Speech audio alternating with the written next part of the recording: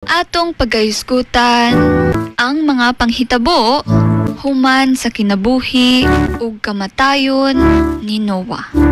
Ato kining mabasa sa Genesis 10 verse 1 to 32. Kini mao ang kaliwatan ni Shem, Ham ug Japet. Sila ang mga anak ni Noah. Gikan kanila mitubo ug mipanagbulag ang mga nasud ug tribo nga nagpuyo sa lain-laing dapit sa kalibutan.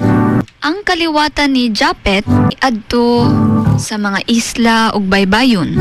Ang kaliwatan ni Ham mipuyo sa Ehipto, Kanaan ug uban pang mga nasud. Ug gikan sa kaliwatan ni Shem adto ang daghang katawhan nga nahimong bundok sa kasaysayan sa Israel. Mao kini ang sinugdanan sa mga nasud human sa dakong lunop. Kini nga bersikulo nagapahinumdom kanatong tanan nga ang tanang kaliwatan adunay kaugalingong lugar o katuyuan nga gihatag sa Ginoo. Bisan nagkalain-lain ang mga tribo ug nasod, ang tanan naggikan sa usa ka panimalay nga gitukod sa Ginoo pinaagi ni Noah.